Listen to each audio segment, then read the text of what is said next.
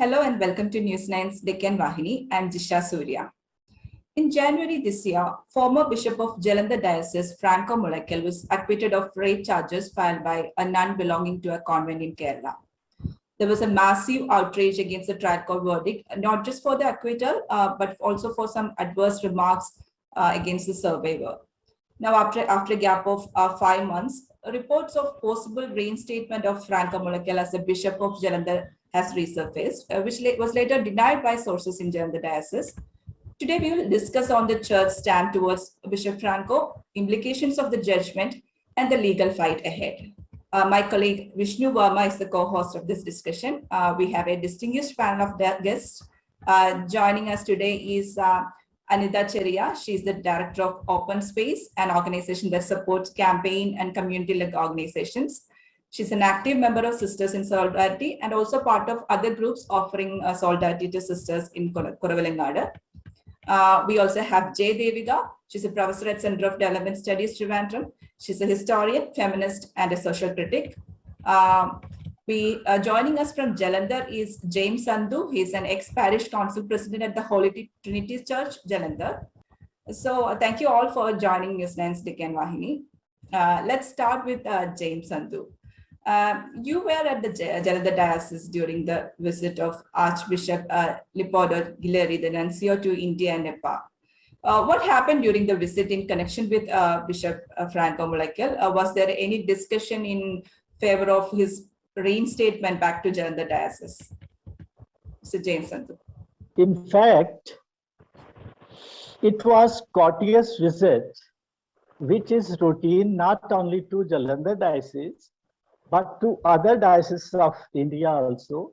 On 20th and 21st of this month, His Grace, the Nuncio, is going to Jammu Srinagar diocese. So there was no particular agenda for this visit, but many things happened. Means like various groups give their own requests and prayers, memorandums to His Grace Nuncio. So there was no particular discussion about reinstating Bishop Franco. In fact, what happened that Bishop Franco was,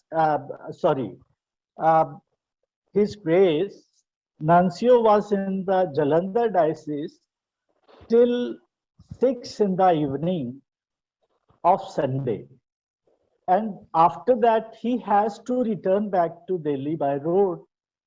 And how things happen during this thing means in the morning, Monday morning, the news appeared that this happened, that happened. In Jalandhar, there was nothing at all special regarding Bishop Franco. Many groups gave their requests, like one of the laity group gave a request letter to His Grace Nuncio that we need a local bishop. But nowhere such report appeared in the newspapers or anywhere else. So it seems that it was planned propaganda just in favor of Bishop Franco. Nothing special happened here in Jalandhar during his 2 days visit. Yes, please. Okay, thank you so much, Mr. Sandhu, for your reply. I wanted to go to Professor J Devika. This is the first ever rape case against a sitting bishop in India. The implications of this case were known across India and the world as well. The trial court verdict we saw earlier this year, where the bishop was acquitted.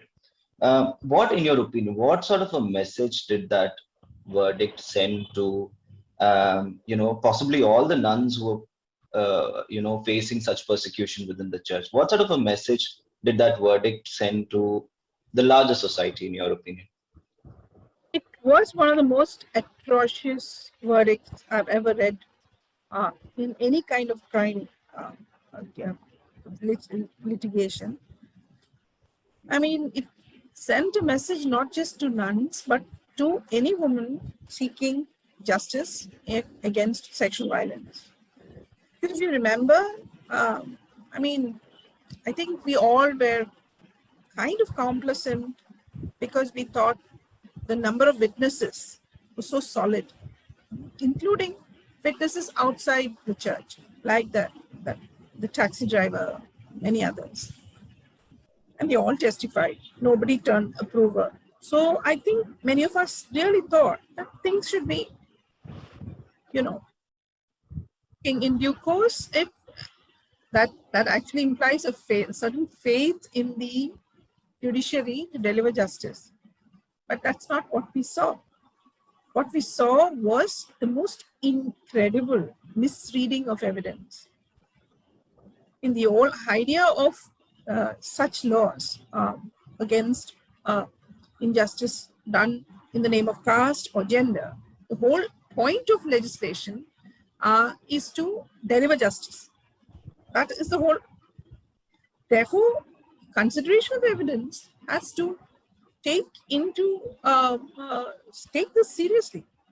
Take the fact that this legislation is in place to deliver justice, not to further victimize and traumatize those who have suffered.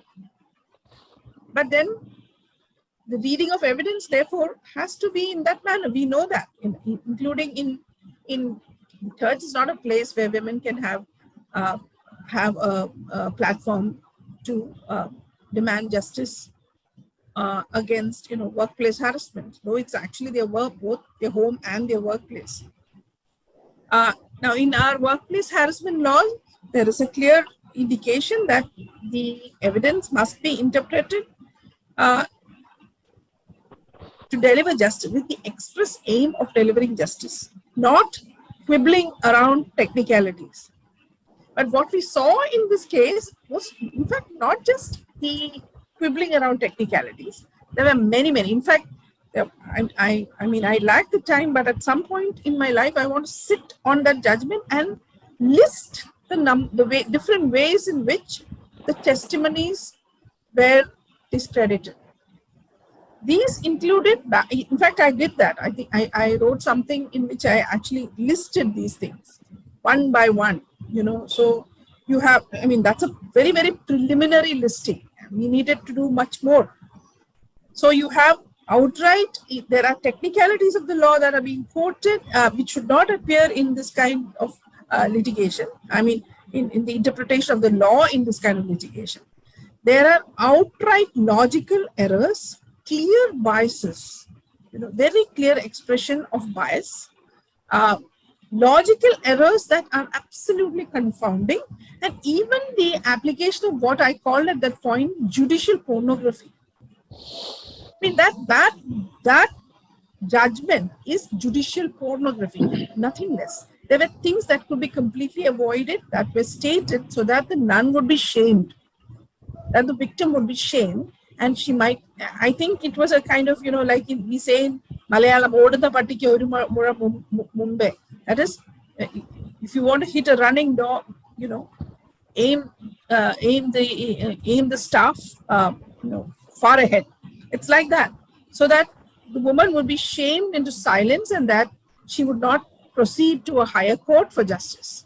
So it was, I must say that I'll never forget this Gopakumar's name, and I hope to meet him someday, honestly. And just to find out what kind of human being he is. Because in my view, the person who wrote that judgment must be among the worst human beings in this world. One needs to see, how low human beings can fall. And what kind of a person this man is, who can fall to such depth. So, that is the really, I think you asked about the impact.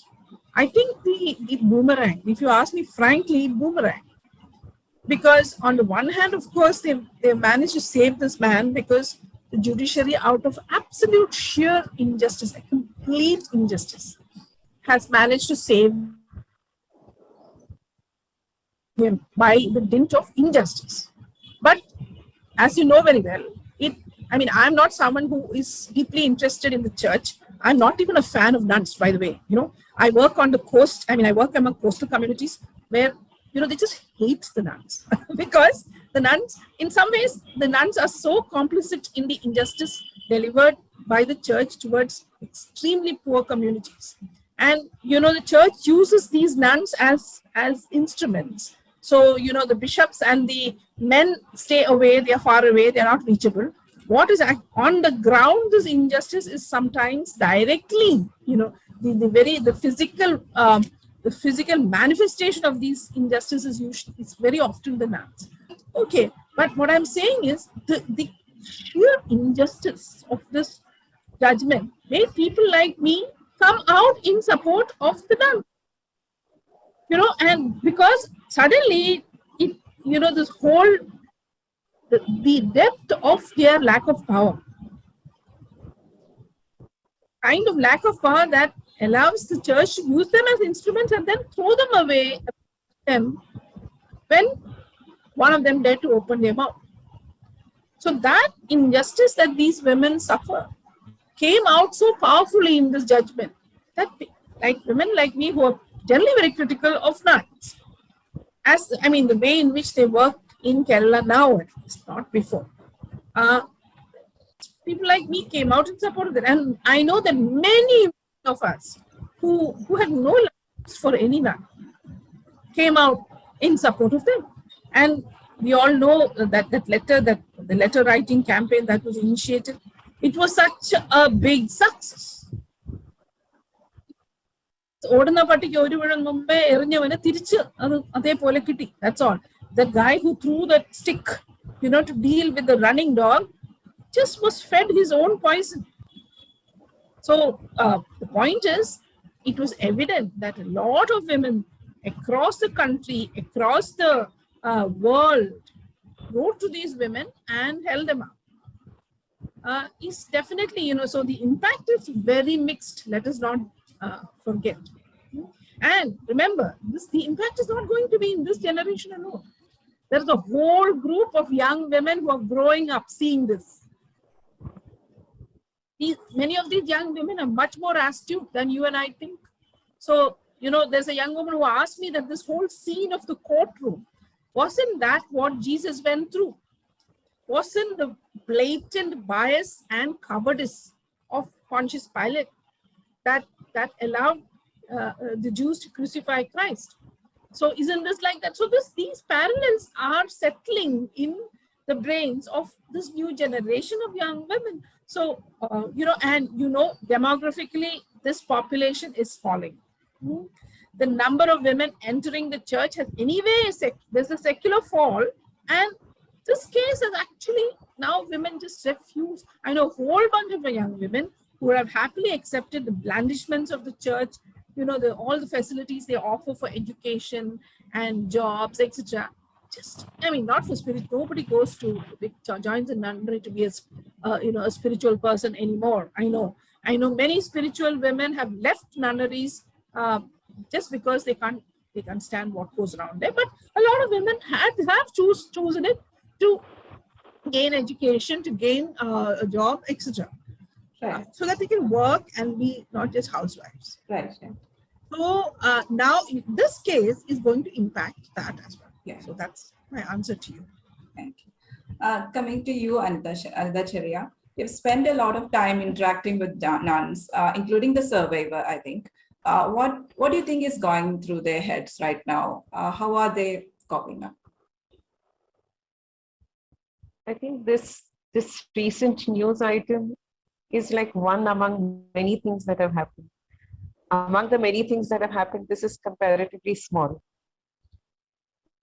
Like this incident of a series of publications coming out saying that maybe Franco is being reinstated because of the visit of the nuncio. But now now it is like the struggle is long. Till the trial, there was a certain, like from the time of when the FIR was filed to when the trial started was a long wait. From when the trial started and COVID started, there was another long wait for any kind of decision to come out. There was a lot of hope before the verdict. Like Devika said, there was a lot of hope before the verdict because of the way the trial went on. And the same judge who came out with this totally unbelievable judgment was extremely sensitive during the trial. He was comparatively a sensitive person when the questioning was going on, was respectful of the witness, was respectful of the survivor. And then you come up with this, you know, how much more can things go wrong? And now we are waiting for the High Court. So in the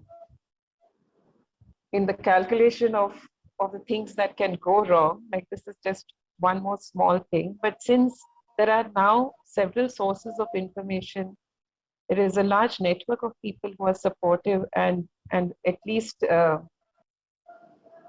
who are interested in getting to know the truth. I think this particular incident was not that earth-shaking. It was not like the verdict itself. And people knew very soon that it was a media campaign rather than a church authority led decision. And that was clear. Though you feel bad when such things happen, it hurts you if you're involved and you're in the middle of all this, because it changes the way in which you're seen, because the verdict wronged you. And now if you have a judge, a church authority taking a decision that Franco Mulakkal is reinstated, it's a big blow to your confidence, to your hope, to many things, because it cuts down the credibility of the judge, I mean the process that is going on. But it is not anything more than that. They have taken much worse than this. So as far as the nuns are concerned, it's another bad day. I feel when it comes to this media campaign, when it comes to the fight for the cause for justice, it's a long struggle ahead. We all know that the High Court doesn't come out with a verdict overnight. Sometimes it might just go on. We can't predict it. So it's a tough time. They are fighting it very bravely. And I feel that the fact that there are different kinds of people who have come around, gathered them, have given them strength to some extent. It doesn't change their day-to-day life. They still live within the convent. So they're very close to sensing what immediate community feels about it. The immediate community does feel cheated, exposed to a lot of flack, a lot of suspicion about what this congregation or what this convent is up to. So they have a lot of stress on all sides. But this particular press note, I don't think is extremely significant. It is meaningful to follow it up because the church doesn't have a very good track record when it comes to supporting victims within the church, where the accused is also within the church. No, and certainly a priest and a bishop is more theirs than a nun, and a nun is more theirs than a community. No, so there is a hierarchy of ownership within the church, and there is all the evidence that we see of the church authorities taking up a stand for justice have largely been when there is a crime from somebody, where the source of crime is outside the church. Then we have the minority flag, then we have this concern for justice, then we have rallies and we have vigilance and all that. But when a nun or a priest might complain about corruption, or a nun complains about corruption or sexual harassment, we don't see church authorities coming out in rallies or being passionate about the fight. So every such news is a scare. How much worse can it get? So that is certainly there at the back of everybody's mind. Now, is this a way of testing ground of what public opinion would be like? Is this just a chance? Where is the source of such a news coming from, and is the are authorities involved, or is it just a media stunt? So there are always doubts, but it is not the biggest thing that has happened till now. So I feel they would take it in stride and just move ahead. They're all studying, working hard to keep their cool and also ensure that they are productive people during this fight. Life doesn't stop because of a judgment or a verdict. So life goes on for them as far as I know. So we hear that there are protests against Bishop Franco in Jalandhar, Yes. What is the sort of a ground situation there in Jalandhar? What sort of an opinion do people have about the former bishop? In fact, the general opinion of people is that he should not come back to Jalandhar.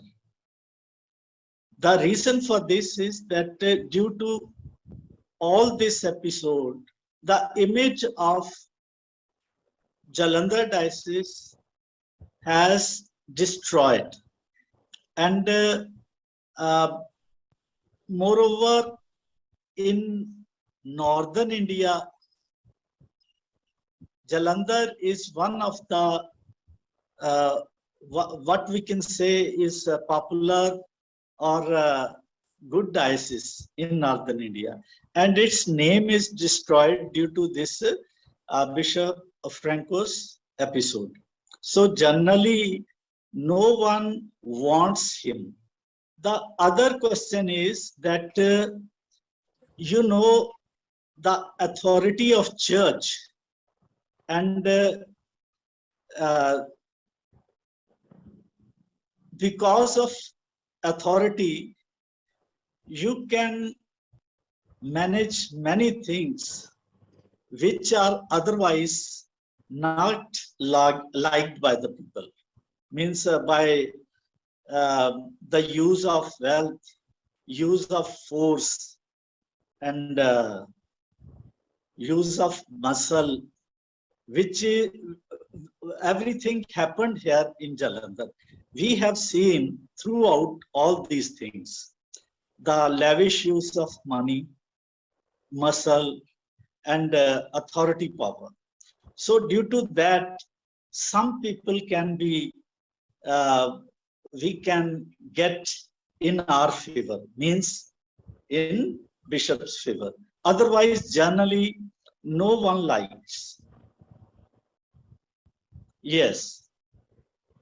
I just want right. So is there any, sorry, yeah, Jisha, go on. Okay. I just want to know how favorable the church is towards the cause of the survivor. Now, you are saying that there are protests against bishop's reinstatement, but how favorable is the church towards the cause of survivor? Because we often hear reports that they are facing severe mental pressure. There are attempts to transfer them to various parts of the country. So, wow, what's your comments on that? No. If in fact, what happened from very beginning, when he came as a bishop in Jalandhar, there was protests at that time also, because many people did not like him. So to all the protests. No, I was asking, what is the church's attitude towards the survivor, the nun who filed the petition? Or is there any? Is it favorable to their cause? We don't hear such reports, because we are hearing reports that they are being pressurized to, because they are pursuing the legal fight ahead. They get a lot of pressure from the church. But when you say there is protest against the bishop, is there anyone who are favorable towards the cause of this survivor nun? No, in fact, the things are here like that most of the people here in Jalandhar diocese, means community Catholics, they are not as aware as in South India, and most of them bordering districts, they are not as educated as in South India. So means awareness regarding this, whatever is explained by the church authorities to the people, mostly people accept that. But now the things are changing. People observe themselves. What is the fact? What is the reality? And many people are with the nuns. Yes. Okay. Thank you. Thank you so much, Mr. James. Can I go to Professor Devika, if you're there, and if you can listen to me? We know that the church is a very entrenched sort of an institution where, the power structure is extremely lopsided. The position of women, especially the nuns, and even other women within the church, the kind of atrocities they face. We know that things are not good within the church, and if they're going to improve in the near future as well. Can we be hopeful of any kind of changes within the church after this case? Because this is a case that has obviously hogged the national limelights, and even it went international as well. If so, what kind of changes do we need within the church to make things easier for the women, for the nuns, to make their voices stronger within the church? I think, one of the lessons I think we should learn is social justice comes very slow.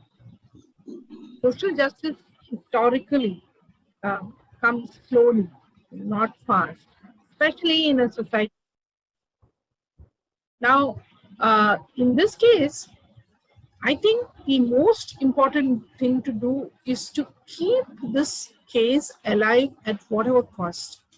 I mean, as long as this case is alive, the discourse on it will also be alive. We need to keep the discourse alive. That's all we need to do, because, as I said, it's slow. It's going to be very slow.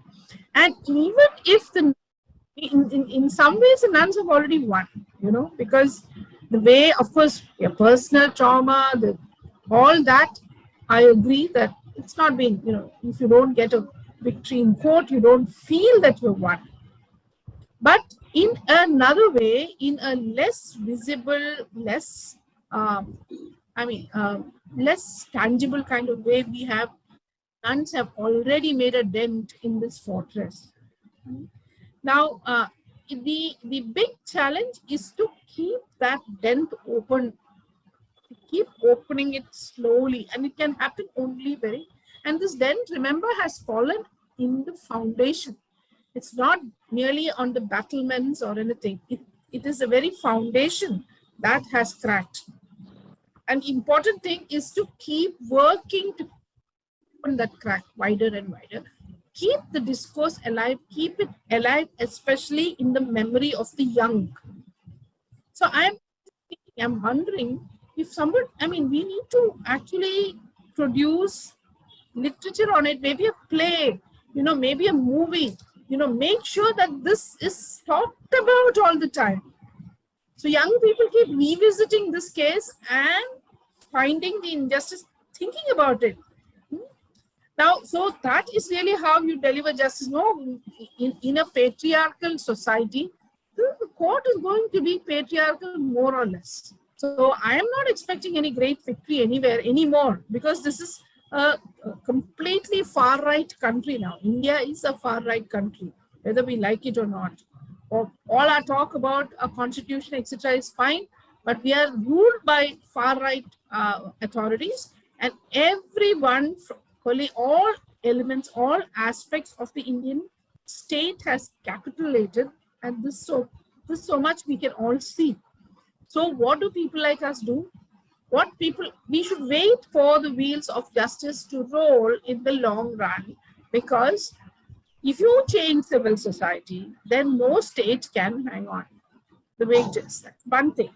The other thing is, I've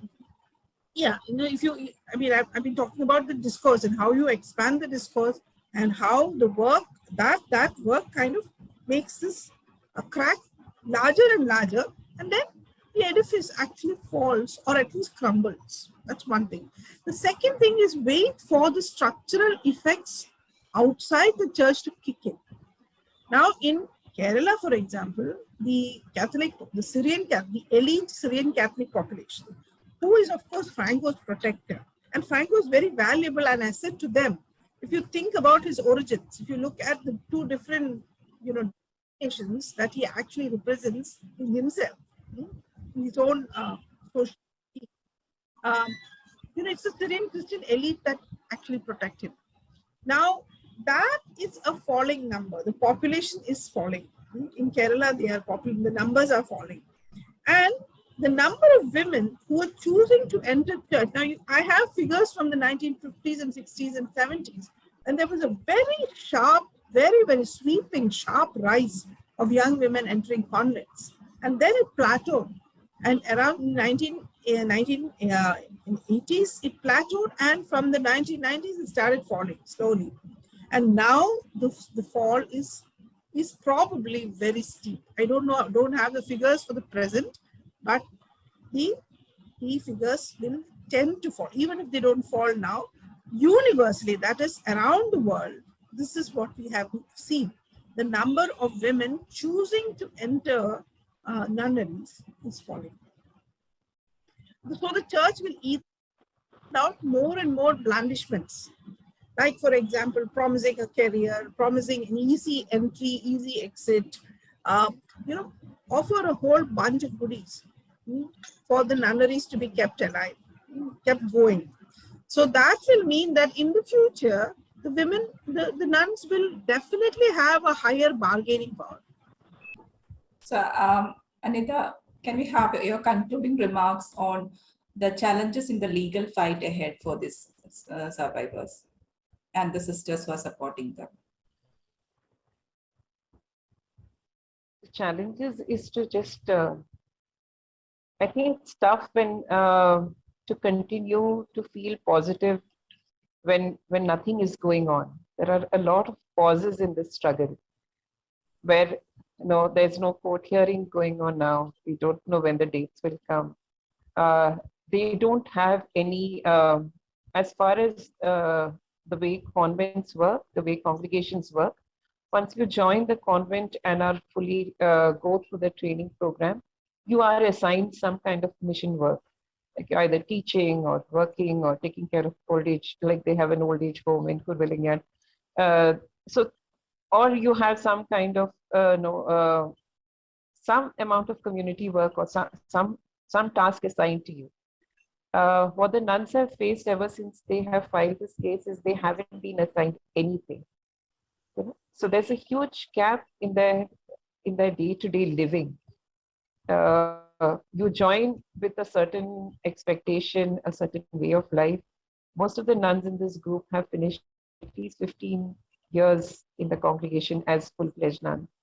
Some are more than that, 20, 25 years. So it's a way of life of being part of a religious community, having a certain hope of doing something, changing something, adding value somewhere. And they have taken a tough journey to reinventing their productivity, reinventing their emotional stability, their social stability, trying to feel secure and also productive. So from gardening to poultry to studies to knitting things and making masks for people around working near the convent or for the workers, they have done several things to keep themselves positive and engaged positively. So there is a lot of struggle in that process because you can't take it for granted that you can continue to wake up in the morning and have something that is assigned to you, feel part of a community, feel part of a family. So those things are no longer taken for granted. Those are things that they struggle for. Even for respect within their own community where they live, it has been quite a fight, quite a struggle. But now, I don't think we have milestones that we can predict time for because that's how the Indian court works. But I think the faster things move, that is one part of their struggle is the legal battle. It is a significant struggle. It makes a big difference. It will have implications in the way the church looks at these kind of situations also. A positive judgment would make a huge difference in their confidence. Also in the way church authorities address such issues. If you look at the whole series of press notes that came initially from the church, there has not been a single one in support of the survivor, or in kind of ratifying or reassuring that your cause is legitimate. That we haven't had a single positive press note like that. I'm not saying there haven't been any actions in support of the sisters. There have been small actions. The fact that they continue to live in that convent despite all that has happened is in itself a huge victory. The fact that they are continuing to live there and going about life in some kind of a stable way is also a huge victory. The fact that their families are supportive is a huge victory, and circles of support from academicians, from people who are in the legal field, from social activists, from just simple community around them is also a huge victory. So I see the court process as the one in which we have no control. The other processes, the other fights, the other arenas are places where we can intervene more positively in a more decisive way. And I think all that adds to what the nuns will have experience in the days ahead.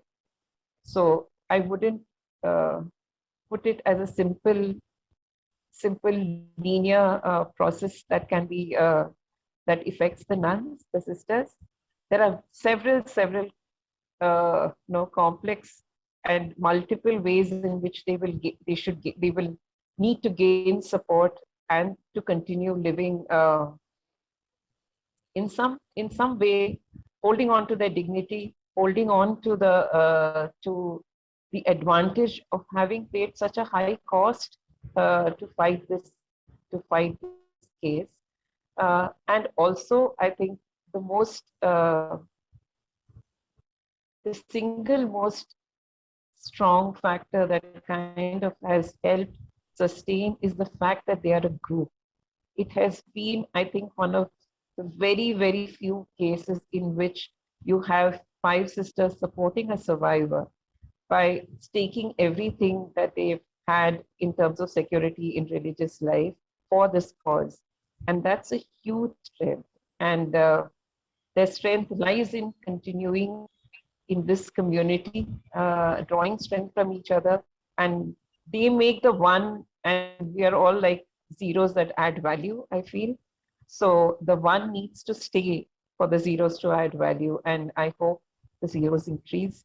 And over time, we will normalize fighting for justice. And the church also starts responding in a way that there is a system to redress issues. Because as of now, sexual harassment within a church or within a convent doesn't come under the rules at all. It is, one thing is the patriarchal attitude, which is very deeply embedded in the church, even in Kerala society. So the church hasn't made any dramatic change to this patriarchal values. In fact, it has reinforced it. So there is, like Devika said, a long struggle ahead, keeping it open, keeping it moving, staying engaged, keeping it in focus would be the major concern, because it's so easy to lose hope, because life is so tough, and each day takes on demands a certain attention to keep this going.